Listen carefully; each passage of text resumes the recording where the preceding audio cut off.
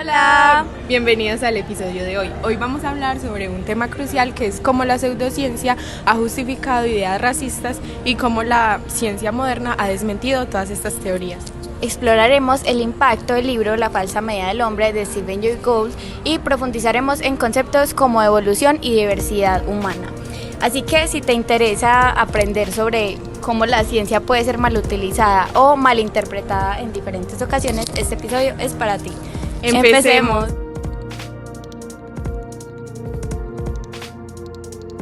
En esa época se pensaba que podía existir una jerarquía de razas humanas y que algunas eran más avanzadas que otras. Por eso, a través de diferentes prácticas, se intentó medir y clasificar a las personas en base a características físicas, como el tamaño de los cráneos. Así que para justificar estas jerarquías se recurrió a prácticas como la frenología y la craniometría, disciplinas que buscaban medir los cráneos humanos para establecer una supuesta relación entre el tamaño del cerebro y la inteligencia. Por ejemplo, se decía que los cráneos más grandes correspondían a personas más inteligentes, una idea que no es solo falsa, sino que ignoró por completo la complejidad de la inteligencia. Esto no solo carecía de rigor científico, sino que también se usaba para justificar la esclavitud, el colonialismo y otras formas de opresión. La ciencia de esa época, lejos de ser neutral, se vio influenciada por el contexto social y político y se convirtió en una herramienta para perpetuar desigualdades. Dos de estas prácticas eran la frenología y la craniometría, ambas hoy desacreditadas, pero en su momento eran consideradas como enfoques científicos legítimos. La frenología, desarrollada en el siglo XIX por Franz Joseph Gall, sostenía que las protuberancias del cráneo reflejaban el desarrollo de diferentes áreas del cerebro, lo que supuestamente permitía determinar rasgos de personalidad, habilidades cognitivas y predisposiciones conductuales.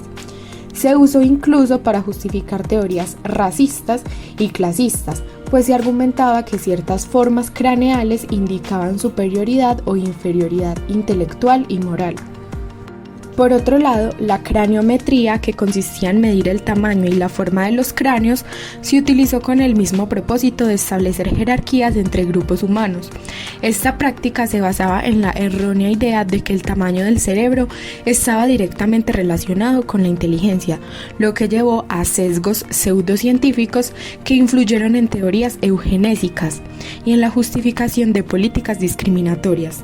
Hoy en día sabemos que estas ideas carecen de fundamento y que la inteligencia es más un fenómeno complejo determinado por múltiples factores. No solo la genética juega un papel crucial, sino también el entorno, la nutrición, la educación, la estimulación cognitiva y la plasticidad cerebral. Además, estudios neurológicos han demostrado que la eficiencia en el procesamiento de la información y la conectividad neuronal son mucho más determinantes para la inteligencia que el tamaño absoluto del cerebro. Las críticas a la frenología y la craniometría marcaron un avance en nuestra comprensión del cerebro y la mente humana, permitiendo el desarrollo de disciplinas como la neurociencia y la psicología cognitiva, que ofrecen explicaciones más precisas sobre el funcionamiento de la inteligencia y el comportamiento humano. Hoy quiero también mencionarles a Samuel George Morton, que es muy importante mencionarlo porque sus investigaciones fueron utilizadas durante mucho tiempo como una prueba científica de que algunas razas eran superiores a otras. Pero pues aquí también hay un gran problema, ya que estos estudios estaban llenos de sesgos y errores metodológicos. Entonces pues resulta que Morton recopiló como cientos de cráneos de diferentes partes del mundo y midió la capacidad cerebral que estos tenían. Y pues basado en eso, concluyó que los europeos tenían los cráneos más grandes y por lo tanto eran más inteligentes. Y claro, estas ideas fueron aprovechadas para justificar cosas como la esclavitud, la discriminación racial y todo este problema social que estaba habitando en esta época del mundo. Pero bueno, cuando revisamos los métodos encontramos varios problemas claves que ya os los voy a explicar. Primero, una de las teorías que critica más fuertemente a Morton es que utilizó métodos científicos poco rigurosos y poco confiables. Por ejemplo, En sus mediciones del tamaño de los cráneos usaba técnicas que no eran precisas y tendía a manipular los datos para que se ajustaran a sus teorías. En particular, se sabe que infló las mediciones de cráneos de razas que él consideraba inferiores, lo que distorsionó los resultados por completo de la investigación. Segundo, sus mediciones no eran del todo confiables. Acá se menciona que el antropólogo Stephen Jay Gould revisó sus datos en los años 80 y encontró que Morton había medido con más precisión los cráneos de los europeos, pero los de los otros grupos los había registrado de manera menos rigurosa. Incluso pues usó métodos diferentes de medición según la población, lo que sesgaba lógicamente los resultados que se daban. Tercero, su conclusión central era que el tamaño del cráneo está directamente relacionado con la inteligencia, y esto es completamente erróneo, ya que hoy en día sabemos que la inteligencia no depende del volumen del cerebro, no, no, no, sino de cosas mucho más complejas como la estructura y la conectividad neuronal. Y pues en resumen, Morton no solo estaba equivocado, sino que sus estudios contribuyeron a la pseudociencia racista que se usó para oprimir a muchas poblaciones. Y pues su caso realmente nos recuerda lo increíblemente peligroso que es cuando la ciencia se usa para justificar ideologías en lugar de buscar la verdad. Con esto quiero hacer una pequeña reflexión, y es que la ciencia no es inmune a los prejuicios de su época, y la historia de la medición de la inteligencia es básicamente un claro ejemplo de cómo las ideologías pueden contaminar por completo los resultados científicos. Bueno,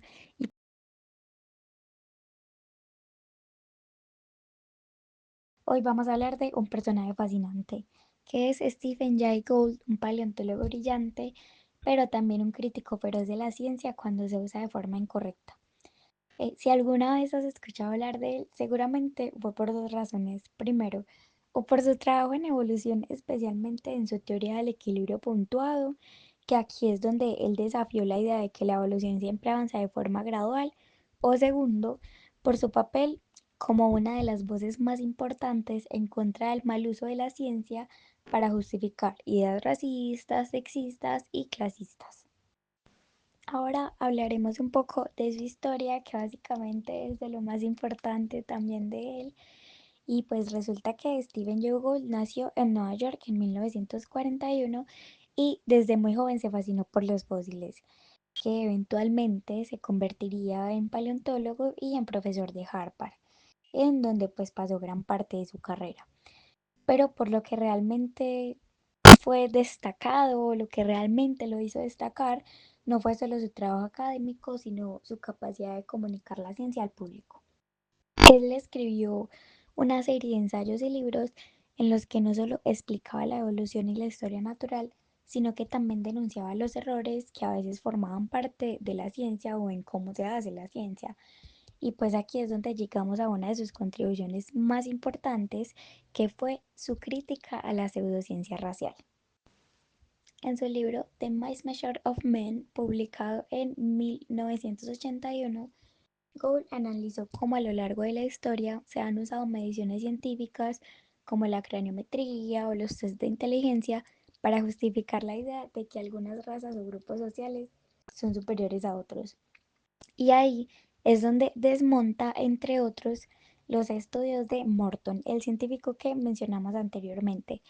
Gould revisó sus datos y encontró evidencia de sesgos claros, como por ejemplo mediciones inconscientes de cráneos o en general de mediciones de cualquier tipo, selección arbitraria de muestras y en general un intento de hacer que pues los números respaldaran una idea preconcebida en lugar de dejar que los datos hablaran por sí solos. En la obra La falsa medida del hombre de Stephen Jay Gould, él nos muestra cómo esos estudios no solo estaban plagados de errores metodológicos, sino que también reflejaban los prejuicios sociales de la época. Uno de los ejemplos más notables es el trabajo de Samuel Morton, cuyas mediciones craneales intentaron demostrar que las razas caucásicas tenían cerebros más grandes y por lo tanto más inteligencia que otras razas. Es por esto que una de las lecciones más importantes del libro es que la inteligencia es demasiado compleja para reducirla a un solo número, como un coeficiente intelectual. Esto subraya como la necesidad de cuestionar no solo los resultados científicos, sino también los métodos y los motivos detrás de estos estudios. Así como dice Gould, la ciencia no está libre de contexto social y los prejuicios pueden infiltrarse incluso en datos que parecen objetivos. Gracias a los estudios hoy de la antropología biológica y de la biología y de la neurociencia, hoy sabemos que no existe ninguna relación entre el tamaño del cerebro y la inteligencia. La inteligencia humana es mucho más compleja y no se puede reducir a una medida física. Tratar de hacer esto solo refleja el deseo de simplificar algo que es increíblemente multifacético. Gould en su libro enseña que no solo se debe cuestionar los resultados científicos, o sea, sí, pero también los métodos y los motivos detrás de esos estudios. Es súper importante reconocer el contexto social y político en el que se producen esos datos y también tener en cuenta el contexto del investigador, ya que estos pueden ser influenciados por prejuicios y creencias de la época. Y hoy se puede entender que todas las variaciones del tamaño del cráneo se da gracias a un tipo de variación humana, de diversidad humana. Un ejemplo claro de cómo la ciencia moderna entiende la diversidad humana es la explicación de la pigmentación de la piel. La variación en el color de la piel humana es una adaptación evolutiva a la radiación solar y no tiene nada que ver con jerarquías de razas. De esta forma, la diversidad humana no es solo un hecho biológico, sino también cultural y científico. La riqueza de las diferencias nos permite aprender unos de otros y cada cultura aporta algo valioso a la humanidad. Sin embargo, las ideas pseudocientíficas, como las que promovían la existencia de razas superiores, han tenido consecuencias devastadoras, como la segregación, la discriminación y la violencia. Estas ideas se han utilizado para justificar la opresión de grupos enteros de personas. Es importante que como sociedad se reconozca la responsabilidad ética de los científicos. No se puede permitir que la ciencia sea utilizada para perpetuar injusticias o reforzar estereotipos. La ciencia debe ser una herramienta para el progreso, la equidad y el entendimiento. En resumen, la historia de los intentos de jerarquizar a los seres humanos a partir de prácticas científicas defectuosas nos enseña a cuestionar lo que se nos presenta como verdad, a ser conscientes de que los prejuicios pueden influir en nuestros estudios y a valorar la diversidad humana como algo enriquecedor. Ahora planteémonos una pregunta capciosa, que sería, ¿qué dice realmente la genética sobre las diferencias entre los seres humanos? Bueno, por siglos se ha intentado clasificar a la humanidad en categorías raciales, sugiriendo que hay diferencias biológicas profundas entre estos grupos. Pero la genética moderna ha demostrado que esto simplemente no es cierto. Primero, pongamos esto en perspectiva. Los seres humanos somos increíblemente parecidos entre nosotros. Si tomamos dos personas al azar sin importar su origen ni ninguna de las anteriores ideas propuestas, su ADN será idéntico en más del 99.9%. Es decir, las diferencias genéticas entre los llamados grupos raciales son mínimas, mucho menores que las que podríamos imaginar basándonos en características externas como lo es el color de piel o la forma del rostro. De hecho, los estudios han demostrado que hay más variación genética dentro de un mismo grupo poblacional que entre grupos diferentes. Y para ponerlo en términos más simples, dos personas de África pueden ser genéticamente más distintas entre sí que una de ellas en comparación con alguien de Europa o Asia. Esto ocurre porque África es la cuna de la humanidad y por tanto es el continente con mayor diversidad genética. Entonces, si las diferencias biológicas son tan pequeñas, ¿por qué seguimos hablando de razas? Aquí es donde entra un concepto clave. La raza no es una categoría biológica clara, sino una construcción social. ¿Qué significa esto? Que la forma en la que clasificamos a las personas en diferentes razas es algo que hemos creado culturalmente. basado en rasgos visibles pero sin un sustento biológico sólido. Pensemos en esto. Categorías raciales varían dependiendo del lugar y de la época. En Estados Unidos, por ejemplo, durante el siglo XX, las definiciones de quién era blanco o negro cambiaban según las leyes y también según los intereses sociales del momento. En otros países, los criterios para definir la raza pueden ser completamente distintos. Esto no significa que las diferencias culturales o históricas entre grupos humanos no existan, porque esto tampoco es cierto. Pero sí es cierto que la idea de que existen razas biológicamente separadas es un mito. Déjenme aclararles que es un mito. Lo que realmente define a los humanos no son barreras raciales, sino la enorme diversidad que hay dentro de cada población y nuestra conexión como especie. Entonces, la próxima vez que alguien intente justificar la discriminación con argumentos científicos, recuerden esto. La genética moderna ha dejado claro que las razas, tal como las entendemos históricamente, no son categorías biológicas, sino construcciones sociales. Bueno chicos, en este episodio exploramos cómo la genética moderna ha demostrado que las diferencias entre los grupos humanos son mínimas. Más del 99% de nuestro ADN es idéntico y cómo la mayor parte de la variabilidad genética se da dentro de poblaciones, no entre ellas.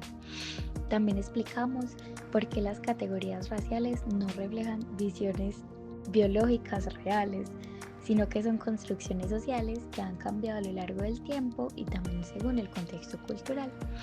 Y pues la ciencia desmiente la idea de razas biológicamente separadas y nos muestra que todos los humanos estamos profundamente relacionados y conectados en muchos aspectos físicos y también culturales y pertenecemos a una misma comunidad en general.